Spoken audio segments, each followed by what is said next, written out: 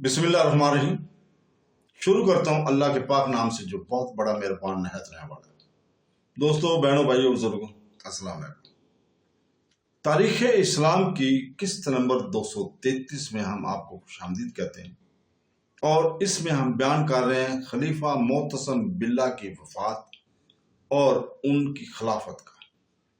دوستو، بہنوں، بھائیوں، بزرگوں، افشین کے خطرے سے فراغت حاصل کرنے کے بعد خلیفہ معتصم باللہ نے اپنے ممالک مقبوضہ کی سرحدات کی جانب سے اطمینان حاصل کیا، اور جب تحقیق ہوگی کہ اب کسی قسم کا خطرہ، بدامنی اور بغاوت کا خطرہ باقی نہیں رہا، تو اس نے کہا کہ جب تک بنو امیہ بادشاہ اور خلیفہ رہے، ہم کو مطل بادشاہی اور حکومت سے حصہ نہ ہوا، لیکن ہم کو خلافت حاصل ہوئی تو بنو امیہ کی حکومت اور سلطنت پھر بھی اندلس میں قائم ہے، لہذا آپ مجھ کو دیار مغرب کی طرف فوج کشی کر کے اندلس کی حکومت بنو امیہ سے چھین لینی چاہیے۔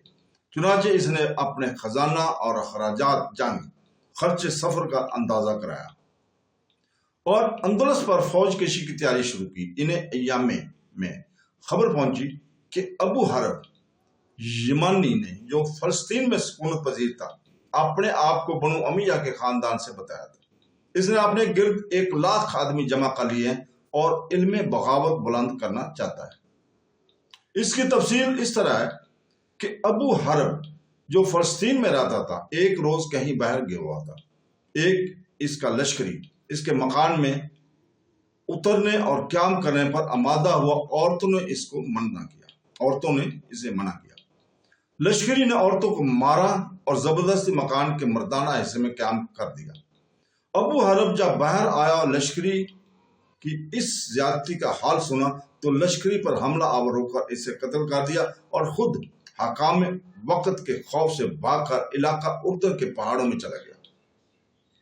اب چہرہ پر ایک نقاب ڈال لیا اور دیہاتوں میں واعظ کا سلسلہ جاری کیا۔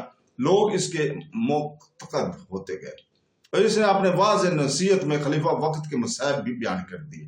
اس طرح 1,00,000 آدمی اس کے معتقد ہو گئے اور اس کے جھنڈے کے نیچے جمع ہو کر خلیفہ وقت کے خلاف جنگ کرنے پر مستعد ہو گئے۔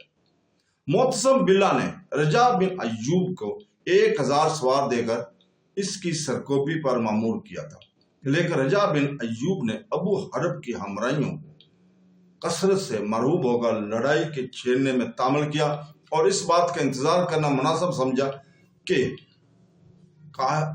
کاشتکاری اور زراعت پیشہ لوگ ہیں، یہ اپنے کھیتوں کی طرف متوجہ ہو کر منتشر ہو جائیں گے تو پھر حملہ کروں گا۔ اسی حالت میں 20 ربیع الاول سن 227 ہجری کو خلیفہ معتصم باللہ نے وفات پائی، اور بنو امیہ کے ساتھ زور آزمائی کا ارادہ تکمیل کو نہ پہنچ سکا۔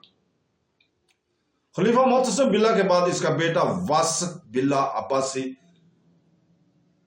سلطنت پہ برسر اقتدار ہوا، اور لوگوں نے اس کے ہاتھ پر بیعت کی۔ معتصم باللہ کے جنازے کی نماز واسق باللہ نے ہی پڑھائی اور سامرہ میں اس کو دفن کیا گیا۔ خلیفہ معتصم باللہ چونکہ خود پڑھے لکھے آدمی نہ تھے، اس لیے ان کے عہد خلافت میں وہ علمی سرگرمیاں جو ہارون مامون کے زمانے میں زور و شور سے شروع ہوئی تھی، ہو کر ترقی پذیر تھیں، مدم پڑ گئی تھیں۔ معتصم باللہ کو فتوحات ملکی اور جنگ و پیکار کا زیادہ شوق تھا۔ اس کے زمانے میں روم، بلاد خزر، ماورا النہر، کابل اور سستان وغیرہ کی طرف خوب فتوحات حاصل ہوئی۔ کیسر روم پر اس نے ایسی کاری اور زبردست ضرب لگائی کہ اب تک مسلمانوں کی طرف سے ایسی ضرب نہیں لگائی گئی تھی۔ جنگ روم اور فتح اموریہ میں معتصم باللہ نے 30,000 رومیوں کو قتل اور 30,000 کو گرفتار کر کے رومیوں کو بے حد خوف زدہ بنا دیا تھا۔ جتنے بادشاہ معتصم باللہ کے دروازے پر جمع ہوئے، اس قدر کسی خلیفہ کے دروازے پر جمع نہ ہوئے تھے۔ معتصم باللہ کو عمارت بنانے کا بھی شوق تھا۔ 1,000 دینار روزانہ اس کے باورچی خانہ کا خرچ تھا۔ معتصم باللہ کو ترکی غلاموں کو خریدنے اور ان کی جمعیت بنانے کا خاص شوق تھا۔ اس نے اپنے خاص ترکی غلاموں کی بڑی بڑی سپہ سالاریاں سپرد کر رکھی تھی، اس کے زمانے میں ترکوں نے بہت ترقی کی اور وہ بہت جلد شائستہ اور حوصلہ بن کر اور دکھانے لگے۔ بظاہر معتصم نے ترکی فوجوں کو بڑھانے اور ترکوں کو ترقی دینے میں خراسانیوں کا زور گھٹانا شروع کیا تھا، جو اس سے پہلے عربوں کو زور کو گھٹا اور مٹا چکے تھے، لیکن بعد میں یہی ترک خلافت عباسیہ کی بربادی کا موجب ہوئے۔ معتصم باللہ سے یہ غلطی ہوئی کہ اس نے ایک تیسری قوم کو زندہ طاقتور بنا دیا، حالانکہ اس کو چاہیے تھا کہ وہ عربوں کو کسی قدر سہارا دے کر پھر خراسانیوں کا مقابل بنا دیتے، لیکن چونکہ اس کے باپ دادا شروع ہی سے عربوں کو اپنا دشمن سمجھتے اور خراسانیوں کو قابل اعتماد سمجھ کر عربوں کو ناقابل اعتماد سمجھتے رہے تھے، لہذا اس کو جرت نہ ہوئی کہ وہ اپنے خاندان کی قدیمی رہ عمل کو بغلی درم برم کر دے۔ معتصم باللہ خراسانیوں کی بغاوتوں اور سازشوں کے حالات بھی سن چکا تھا اور جانتا تھا کہ اس کے باپ دادا کو کس طرح خراسانیوں کی سازش کا بار بار مقابلہ کرنا پڑا تھا۔ نیز یہ بھی جانتا تھا کہ علویوں کو، جو ہمارے قدیمی رقیب ہیں، خراسانیوں اور عربوں دونوں میں رسوخ حاصل ہے اور دونوں سے وہ ہمارے خلافت قوت امداد حاصل کر لیتے ہیں۔ اس لیے معتصم باللہ نے اگر ایک قوم کو جس پر علویوں کا اثر نہ تھا طاقتور بنایا تو اس پر کوئی اعتراض نہیں ہو سکتا، لیکن اس تیسری قوم یعنی ترکوں کو بھی ابھی تک اسلام سے بوجہ اپنی جہالت اور وحشت کی کوئی انس اور قومی تعلق پیدا نہ ہوا تھا۔ ترکوں کو اگرچہ مغلوب اور محکوم تو عرصہ دراز سے بنایا جا چکا تھا، لیکن ان میں اسلام کی اشاعت کما حق نہیں کی گئی تھی، جس کا ایک سبب یہ تھا کہ ترکوں کے علاقے پر، جس کو ماورائے النہر کہا جاتا تھا، عموماً ترک سردار ہی بااختیار رئیسوں کی طرح حکومت کرتے اور حکومت اسلامیہ کو خراج ادا کیا کرتے تھے۔ ان نو مسلم ترکوں نے یکایک ترقی کر کے جب دیکھا کہ خلافت اسلامیہ کا سب سے زبردست قوم فوج ہم ہی ہیں، تو وہ خلافت اسلامیہ کا تخت اٹھ دینے کے خواب دیکھنے لگے۔ جیسا کہ افشین کے حالات سے ثابت ہے کہ خلیفہ معتصم اگرچہ جاہل تھا مگر عاقل تھا۔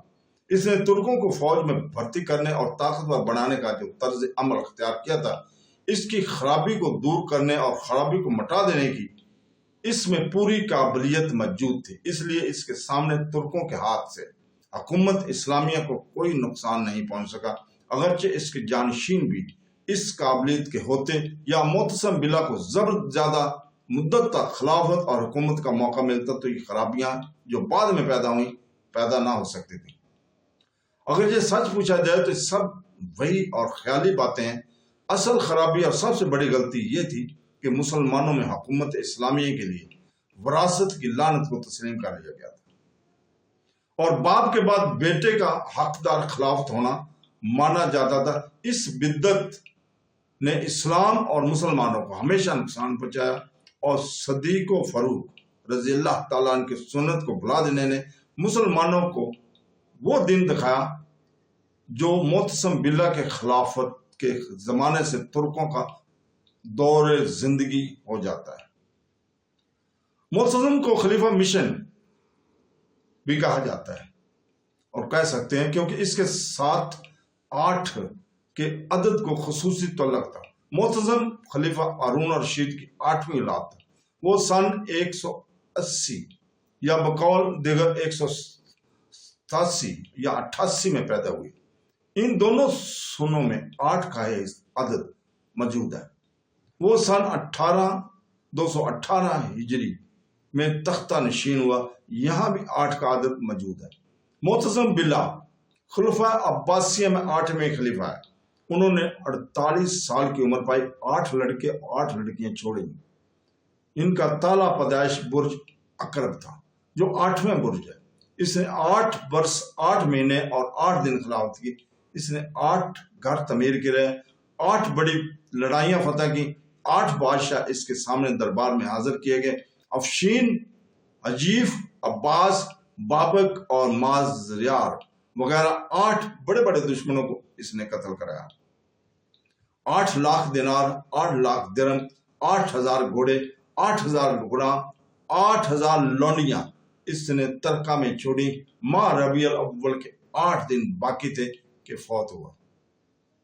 मसला खलक कुरान पाक का खबत इसको भी मसले मामून और रशीद के था, और इसे ने गैर ज़रूरी मसला की तरफ खुसूसी के साथ मतवज्जे रहने से अक्सर उलमा को इसके हाथ से तकलीफें पहुंची। ये ऐब इसमें ना होता तो इसको खानदान अब्बासिया का सबसे बड़ा खलीफा कहा जा सकता था। इसके ज़माने में खिलाफत अब्बासिया की शौकत अपने मराज कमाल को पहुंच गई थी, जिसके बाद इसमें ज़वाल और इज़्तिलाल के अलामात नुमायां होते गए। तो दोस्तों, इसके साथ ही हम इजाज़त चाहते हैं कल तक के लिए, और अल्लाह ताला से दुआ करते हैं तो वो हमें कुरान पाक और सुन्नत रसूल सल्लल्लाहु अलैहि वसल्लम पर अमल करने की तौफीक अता फरमाए। आमीन सुम आमीन। अल्लाह हाफ़िज़।